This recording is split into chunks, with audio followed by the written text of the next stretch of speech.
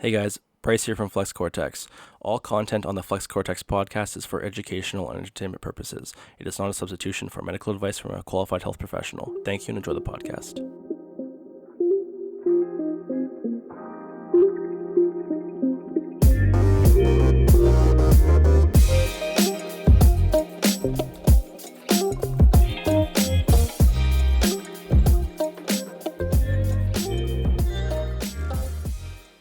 Hey, welcome to this week's episode of Cortex. We are going to be talking about Bryce awareness. Bryces are found in the woods this time of year, so just be careful. Do not feed them.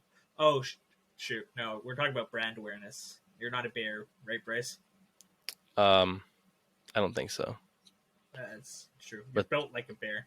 The beard can be confusing. I get that. Yeah, it happens.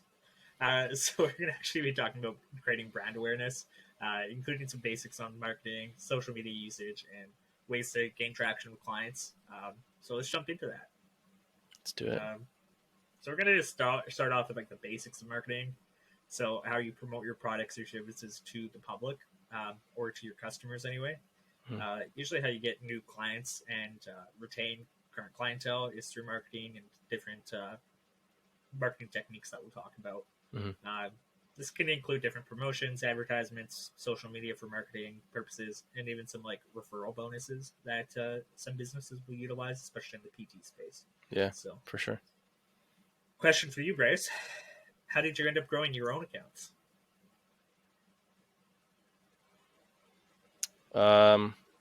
So with my accounts, I started off with my personal account. So that was actually quite a while ago.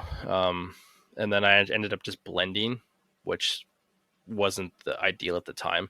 So I remember when I was at NATE in school, we ended up having to do an assignment where they wanted us to, it was actually in our business course, and they were wanting us to make a business account if we didn't have one already for our PT. So when we were finishing up, I was finishing up my last year of school. That's when I made up my PT account. So at the time it was B MacArthur Fit. I like it. As of lately, obviously, people know that I have rebranded to Body by Bryce, which is I do like that one much better. Yeah. That was actually an idea from some people at Good Life when I was training them, and they actually at the time were like, "It's a good name you should use for if you ever wanted to go on your own." So huge shout out to those guys. That was a good name, and then now it has turned into B3. So B3 Coaching, an actual business, which is cool. It is an actual business now. Yeah. But yeah, so since then, my B MacArthur Fit quote unquote account that started off has now just grown over time. I just try to keep that as professional as possible. Anything fitness related goes onto the Body by Bryce account, and then I do have my personal account, which is just private, and I have friends and family and stuff that follow me on there. Yeah, and I don't think you've posted on that one for ages.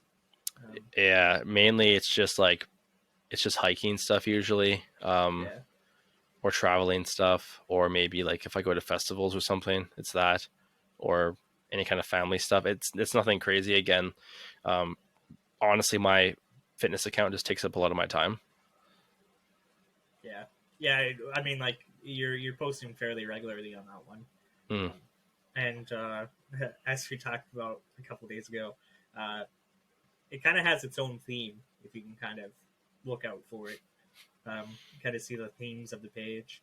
But back in the past when you first started this account, you definitely didn't have the themes or necessarily consistency. So what kind of posts were you posting back then? So when I first started my account, it was definitely more of like a training log. I definitely was just using it more for like a history, I guess. I was just able to look back and look at my videos as I was prepping for comps. And I was mainly doing just in person at the time, so I wasn't really pushing the online space that hard. But obviously doing more courses and just being exposed to more fitness professionals, I've realized that you have to be able to actually provide some value and provide some information and provide some content with your page, especially if you're in the business space, especially if you're in the fitness space. You have to provide some sort of value to the individual, a reason for them to want to come back to your page. And like we talked about before, give you a follow or like your content or share it, right? So, or even save it. Like a lot of those things are really beneficial for your account, but then also for just your exposure. And then it's called like looping, but you can actually like connect all of your accounts with other people and stuff too, right? Yeah, I think one of the challenges being online and on social media is all the platforms are free. Not necessarily a problem, but for when you're on a business, Yeah. there's so much free content available on the internet and on these platforms already that they can get so much value. So you want to draw people in basically with your value that you're adding with free posts, so that Hmm. eventually they're like, "Hey, this person knows something. Like they know enough." So Yeah. once you build that audience and people who actually start to trust you and start to follow you and like your content, Hmm. then you can start being like, "Hey, so I have online coaching. Like, feel free to check it out if it's something that's interested with you, Yep. um, interesting for you." So then they kind of go from there. So The biggest thing is finding figure out what your vision is for your company, figure out what you want to accomplish with your company, like what your vision is with your company, and that'll kind of help direct your posts and direct your content. It does mean sitting down a little bit and like dissecting your business, which it can be hard, especially because we don't like to critique our own businesses. So that's why it's beneficial to be surrounded by other professionals, individuals that can have more experience, and that can actually give you some insight. Because sometimes it's really hard when you're actually like in your business, which I found in the past for sure, and even now, right? It's really hard to think of ideas, or you think an idea is really great, and then you mention it to some people, and it's actually a yeah, terrible idea. but um, especially in practice, like you have a good theory, a good idea for like a product, and that's like, I always talk about logistics. Is yeah, it feasible? And it's like, no. yeah, there's the applicability aspect, like you mentioned too. Like when you're first starting out, like is it feasible? Like, can you afford to actually do it? Is it going to have a good ROI, right? Like, is it going to be beneficial for you, for your company? Is it actually going to be able to produce more clients or produce more leads? Or is it at least going to be, more post purchase? Is it going to help you in the long run? There's lots of stuff to think about when it comes to social media in general. Yeah, and it's like you look at things like YouTube or Twitch or even like Google. A lot of these companies, they dominate the market space, and some of the flaws with them, people would actually utilize another one. So like the alternative to YouTube or the alternative to Twitch or even a good alternative to Google Hmm. um, would make a lot of money. But the problem is, you have to, like, those kind of companies, they cost billions of dollars to actually invest in originally for the infrastructure, for the storage space and handling. People uploading like thousands of videos a day, millions of videos a day. Yeah. Yeah. Um, so there's a lot of logistical challenges to it. So it's like it's a great business idea, but you're not going to get the investment into it. Yeah, for sure. In theory, it's a good business idea, right? Sorry, there's like a train. All right, that'll cut down on the train noise. It's all good. Well, I actually didn't hear it on my end either, to be honest. Oh, okay, perfect. Yeah. Um, but yeah, no. It is. It's tough when you're first starting out because you're trying to post as much content as you can just for exposure, right? And I found myself in that issue when I was initially starting my account and when I initially started my business. Is you're just trying to post as much as you can, and that often will affect the quality of the posts. So it is important to make sure that again you have meaningful content, but structure is good.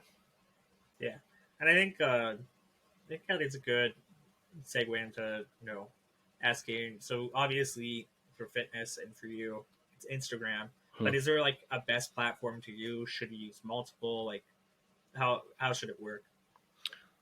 So again, this is all just from my experience. this is just from talking to other people, and then just from what I've learned from EV. So big shout out to them, because that's been a really beneficial course to me, and it's been hugely implemental in regards to my business and how I'm going forward with everything. Um, but when with social media, for example, like there again are so many platforms, and I think most people what they do is they'll try to dip in each one. So they'll be like, okay, let's do YouTube videos, let's maybe Twitch, let's do TikTok, let's do Instagram, let's do Facebook, let's do all this stuff. But what they'll usually find is like typically there's not much growth in any of them, because you're not really dedicating time to one, from just experience and from seeing other people do it. Yeah. So what you should do is think about your demographic, think about the target audience you're trying to hit, and think about the best way that you can deliver your own content.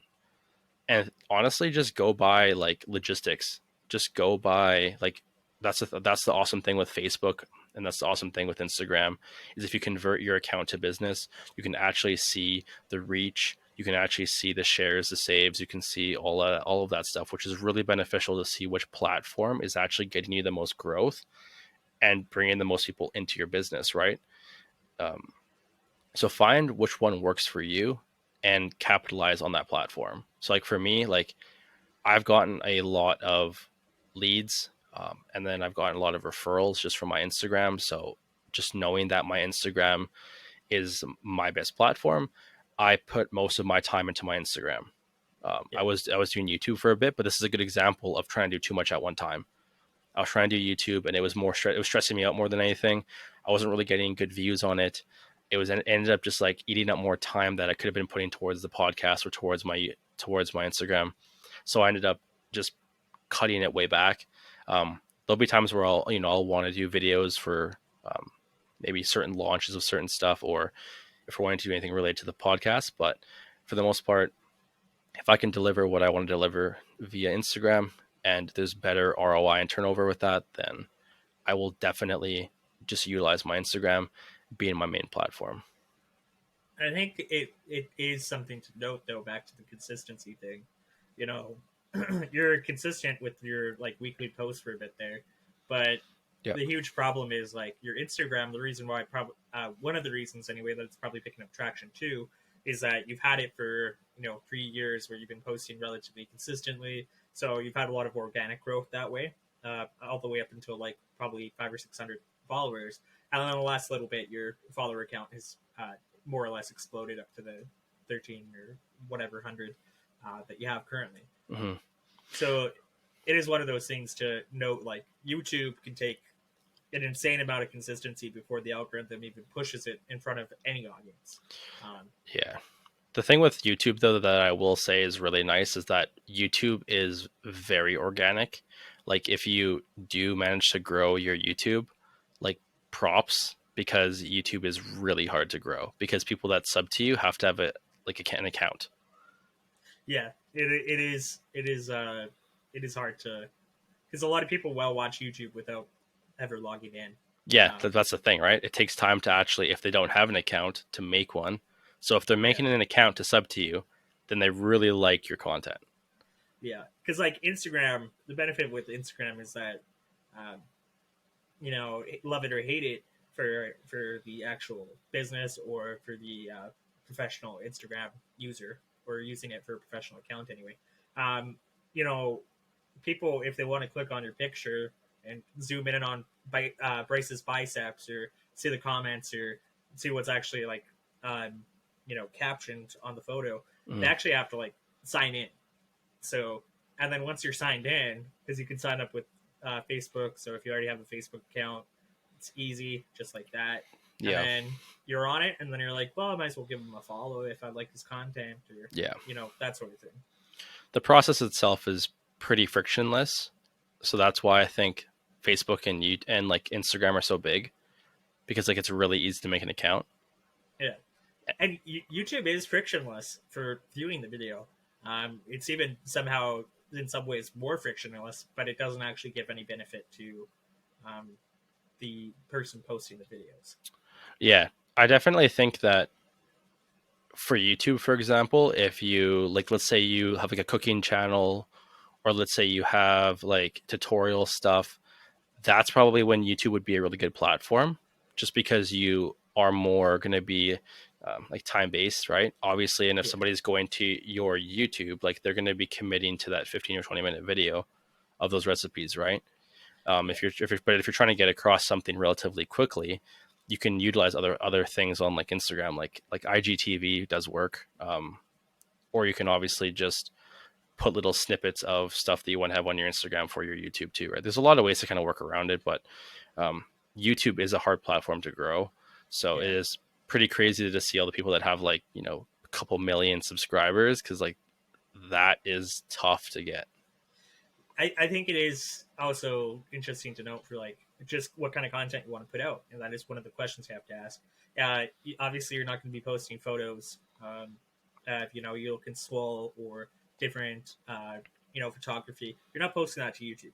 You do it to Instagram, and Mm-hmm. I think that goes to say even for if you have a 5 minute video, you post it to YouTube, like because Instagram on your feed, you're only getting 15 to 30 seconds of watch time or attention from people because it's a photography based platform.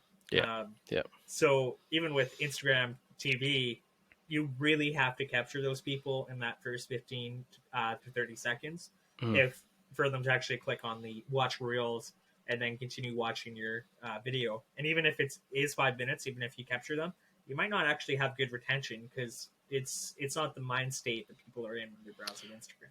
Yeah, for sure. Yeah, because like with like your IG, just your feed, your post can't be more than a minute. And then reels, Yeah, I believe reels cap off at like, I think they're also around 45 seconds or a minute. yeah. But yeah, then I like IGTV, for example, like I don't know, it depends on the video, but I would say that you're probably good to have it at like that 5 minute cap, right? Yeah, exactly. And I think that's the perfect transition because for YouTube, I know they're doing like a big push for um, these hashtag shorts. Sorry that I used hashtag, but basically these shorts that they're pushing, and they're under a minute. But Hmm. traditional YouTube videos that people grow, they're at least 5 minutes. They're 5 minutes, usually at least 10 minutes though, and they're usually within that 30 minute, like a traditional TV show Hmm. for length, and that's where you get the most engagement basically with YouTube. I think Shorts is just YouTube's way of trying to compete with TikTok and Instagram and stuff, right? Oh, 100%. Yeah, because TikTok, you get juicy content within like 30 seconds. Um, Depending on the it's page, good. but yeah. Yeah, depending on the page. Yeah, that's true. There is a lot of not good content on TikTok also. General rule for most platforms, there's some not good, so good content Yeah, in general. 100%. I think to go into the next question here, it's kind of so we talked about what platform to use, kind of have a focus at the very least on what platform you want to push the most, Hmm. or do your market research into basically. Hmm. Um, so the other question I have, more personal, Hmm. is so I want to do two things. Obviously, I want to build my PT and kind of nursing presence with Flux Cortex and kind of wear that hat, and then I also want to wear another hat, which is more of the digital creator, trying new things, do different skills, kind of educational content, not necessarily tutorials, but like just things showing off like different skills to talk about it, and then sort of teach people about it.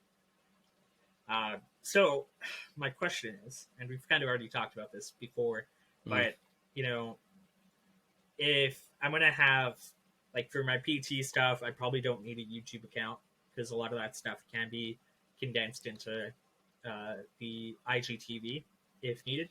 Yeah. Uh, but should I be combating the Instagrams for that educational skills based content with, that PT and kind of more nursing focused account? So yeah, we did talk about this in our pregame chat. So um, personally, I just think because they are different, um, I would keep them separate. Personally, I would definitely probably have a PT slash nursing page, where you can do a majority of your PT/nursing content and kind of tie it together with Flex Cortex, since they're all kind of in that fitness space or realm. And then have all of your content creation, we'll put that as the terminology for that whole thing, as a separate page, right? Because it sounds like your page will just vary on content on that in that side. So it's good to keep it open, right? But at the same time, like, depends how you look at it. I know some people might say that you could just combine, you could just use the same page. But if you're trying to have like a theme, if you're trying to have a flow, and if you want consistency, and I would probably recommend just having separate accounts. Yeah, because it is one of those things where you know you have your audience. Let's say you get an audience. Um, if you have one account, it's easier to build an audience because you only have to grow one account. So you don't have to technically get 2,000 followers by getting 1,000 on both accounts. You only have to get the 1,000. Um, so there's that. That's the argument for keeping one account.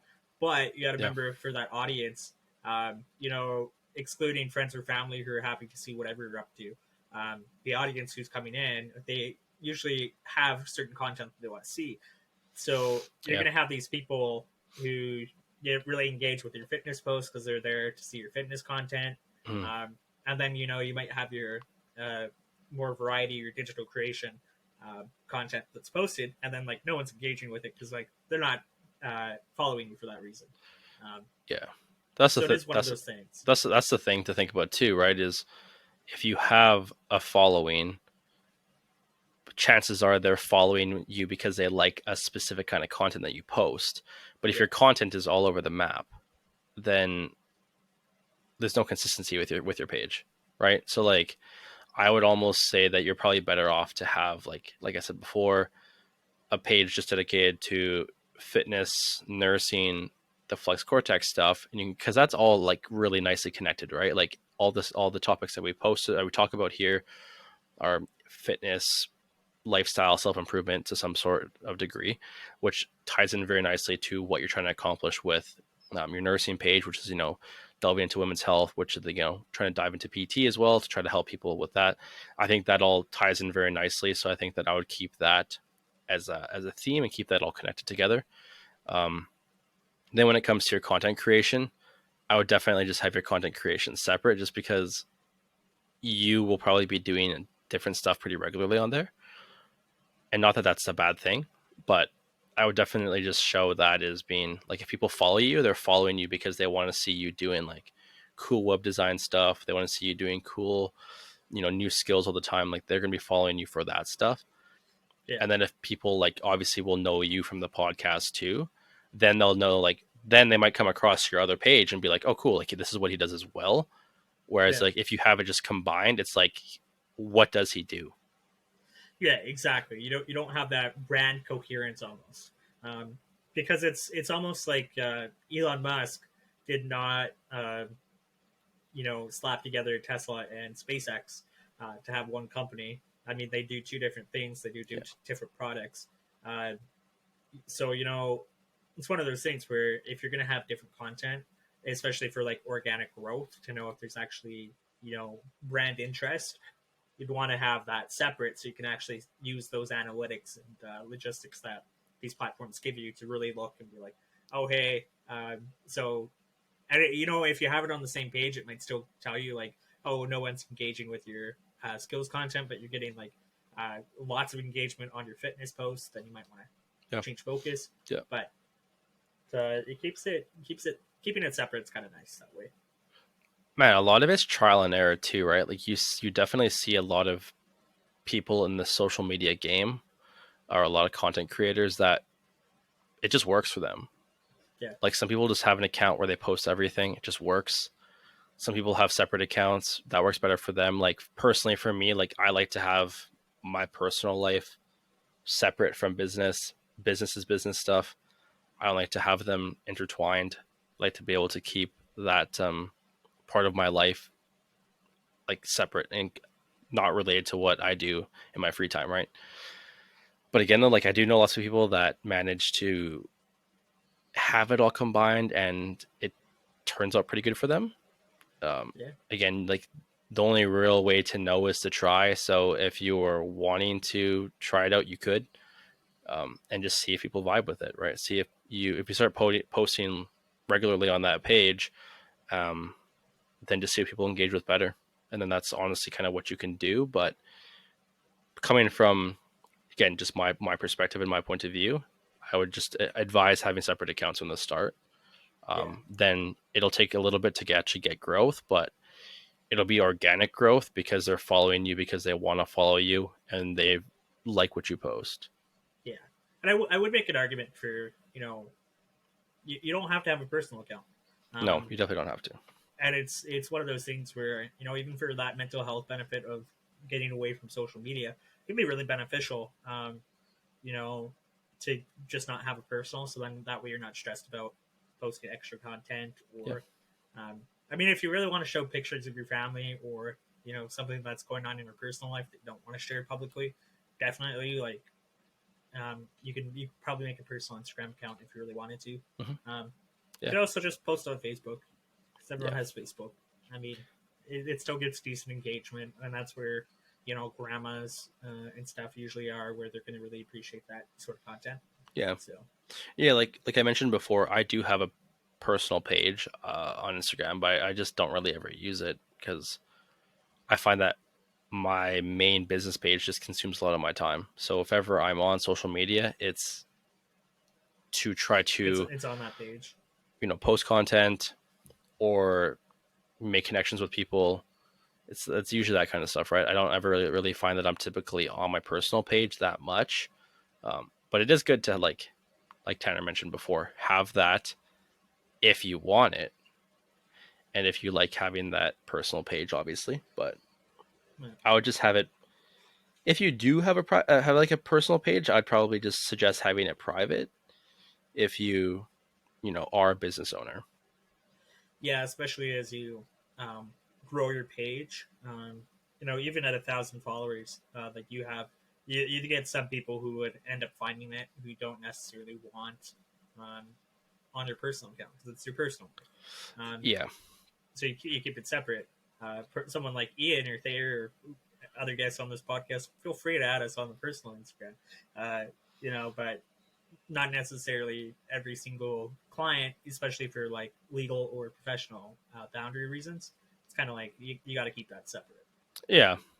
And like I think this is a very ongoing talk about social media too, is you need to definitely be careful what you post, Yeah, especially being a business owner, right? If yeah, you are a business owner, you have to be very careful what you post.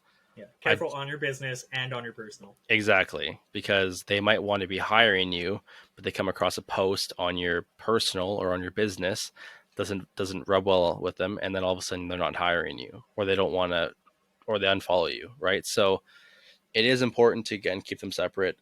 Just from personal experience, it's worked well for me. So Yeah, especially like good time to note for like especially in the United States. Here even because we have an upcoming election, but don't talk about politics. Like don't because especially as a business owner, you're going to alienate. If you're in the states, 50% of your audience by saying, "Oh, I'm voting Democrat, I'm voting Republican." Instantly, like half people hate you just because there's such that political divide.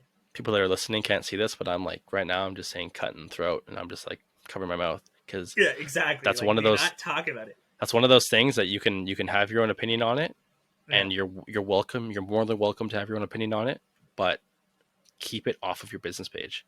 Yeah. I would even advise keeping it off of your personal page. Yeah, 100%. And it is one of those things where, like religion too, that sort of thing, don't talk about. But I mean, if you're extremely passionate or it ties in well to your business, um, definitely you can post about those things if you're okay with alienating some of your demographic. Yeah.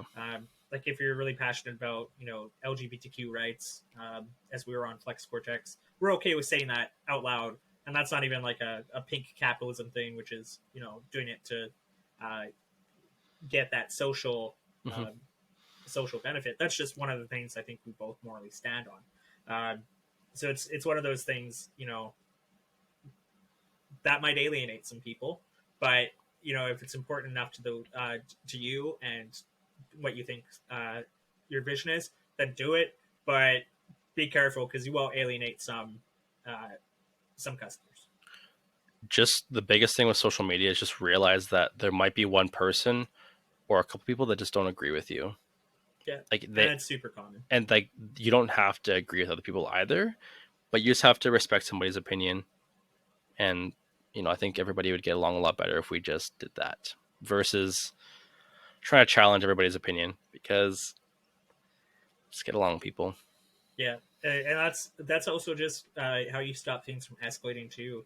So even if it's something you really disagree on and stuff like that, like you gotta at least be like, hey, you know what? Fair enough. It's not my time right now to like try and get into this big argument with you because like it won't go anywhere, and it's gonna just be harmful to both me personally, professionally, and then also to you. Especially if you have a following, you don't want to have these people doxxed or you know get any of that negative air from your community. Uh, no matter how well deserved you think it is, it's not. Like they're still human.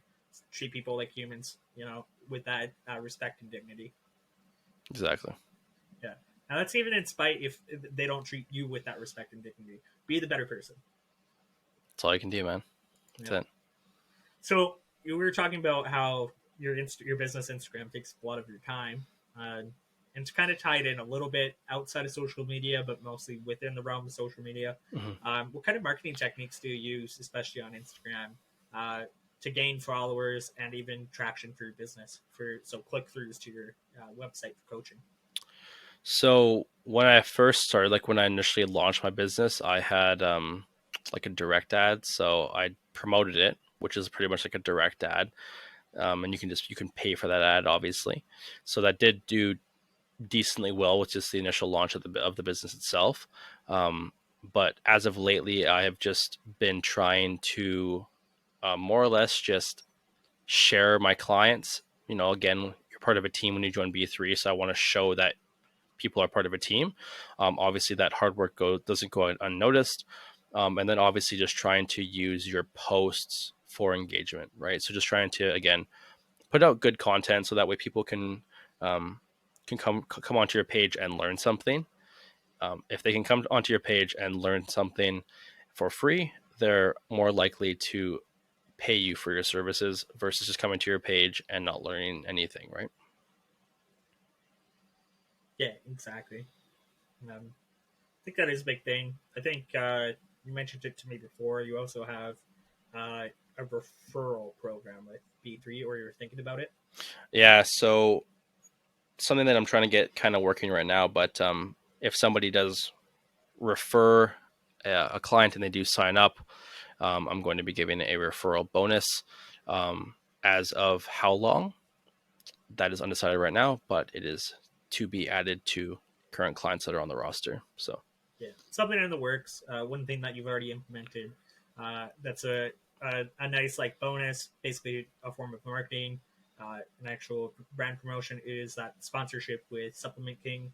yeah, Um, yeah, so if you do sign up for B3 coaching to a certain tier, you actually do get 15% off at any Supplement Kings in the Edmonton and Alberta basically. So yes, yeah. So they it's a partnership with Slip and King. For those of you that do know or don't know, it's exclusive to B3 clients. So again, like Tanner mentioned, a second tier, third tier option, and they do give you 10 to 15% off when you go in. So more incentive to join the team.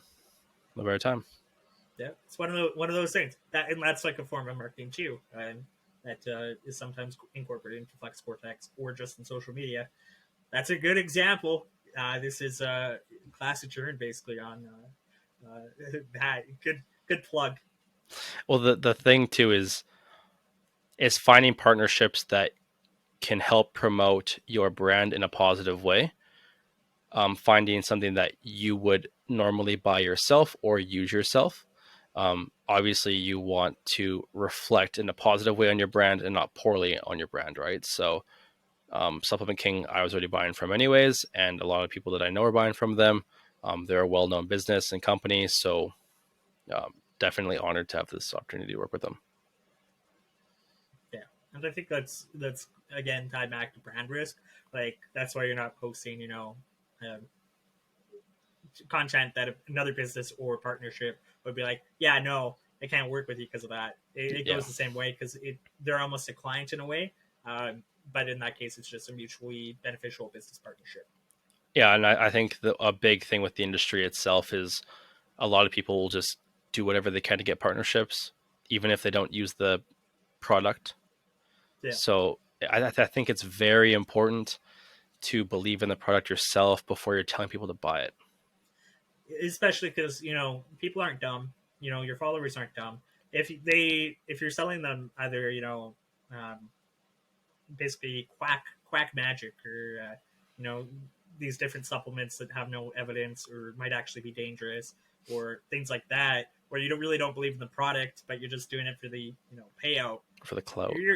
your audience is gonna know and be like, all right, this is like, okay, you're selling out, and like you're still a business, so it's like, do you, but you're gonna impact that, especially in this realm of PT where um, there is a sense of that personal relationship Yeah. as part of the professional. Um, so it can damage your business in the long run.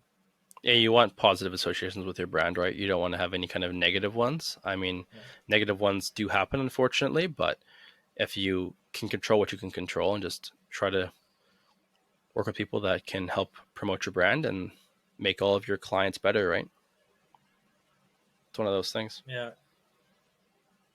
It I will say, um, just to go back to the last episode because I need to mention. So Bosu Ball will never sponsor Bryce, but Bosu Ball, love your work, love your products. Reach out. Tanner Watmo will be happy to have you. So come on by. Uh, please sponsor me. Love the Bosu Ball. Uh, Bryce, you messed up, man. You messed up. I will never use a Bosu ball for more than a water bottle stand.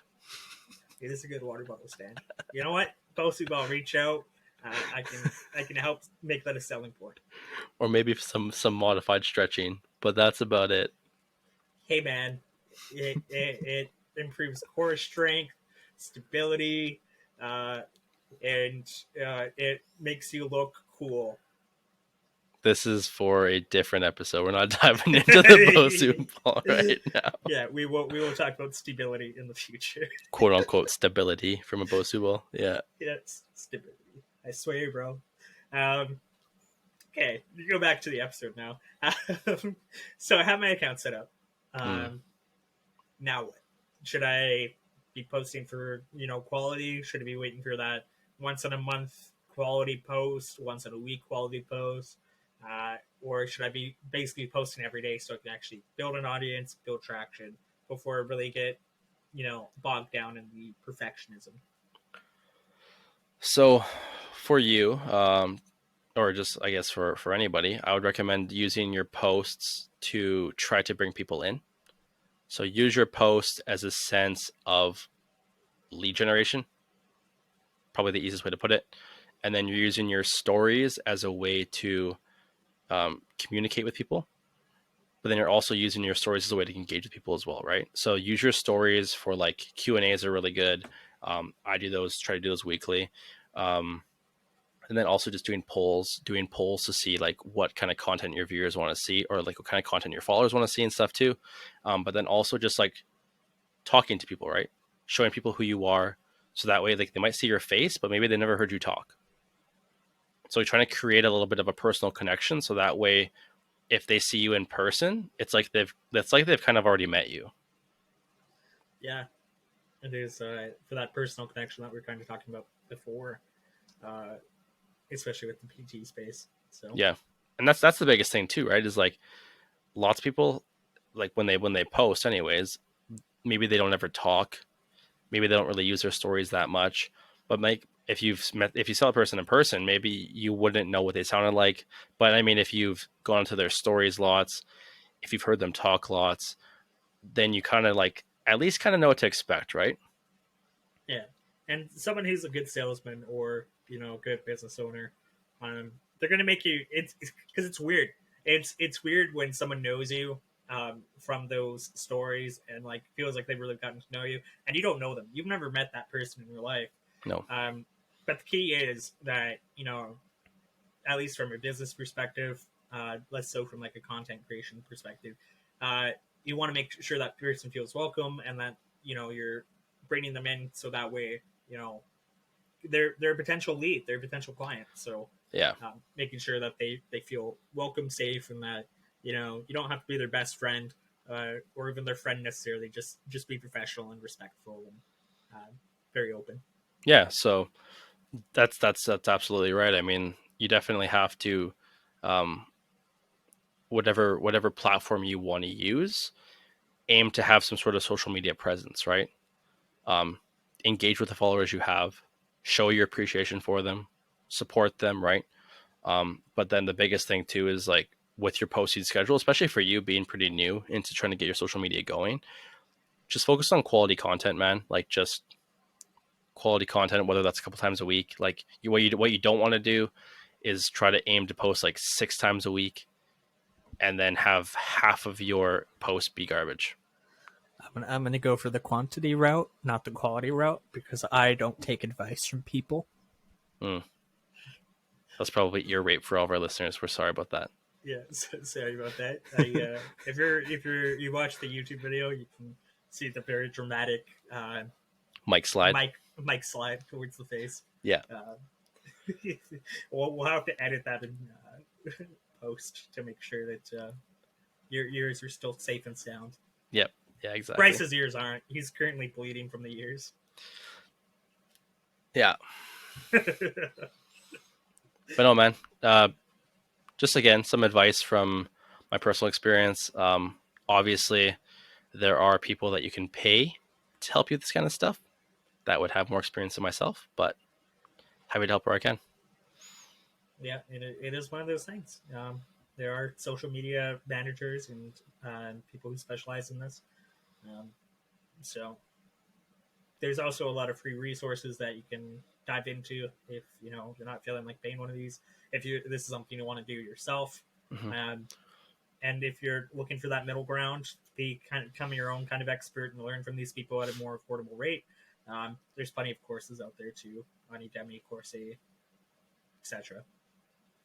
Courses are probably one of the better ways to go because you're getting condensed information, right?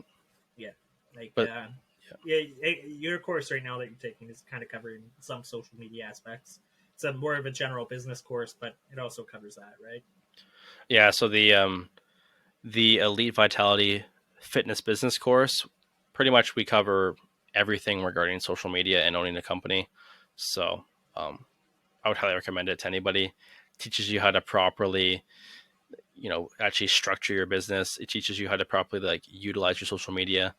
It teaches you how to find your niche. Like all of these things that we don't really talk about in business, like especially like for me, for example, when I was in school, teaches you about like your pre-purchase, your purchase, and your post-purchase marketing. Lots of stuff that I think is often grazed over. That needs more attention for sure. That I didn't even think about when I first started. That given more attention now that Sure. I've definitely expanded on since then. So, yeah. Awesome. All right. Well, I think that's it for this episode. If Bryce doesn't have anything to add, No. well, yeah. Thank you so much for tuning in and listening to this week's episode. We'll be coming back at you pretty quick here within the next week or two with another episode. We have a guest coming, and I'm very excited for it. So tune in for that. We hope you enjoyed, guys, and thanks for listening. Hope you took something from this.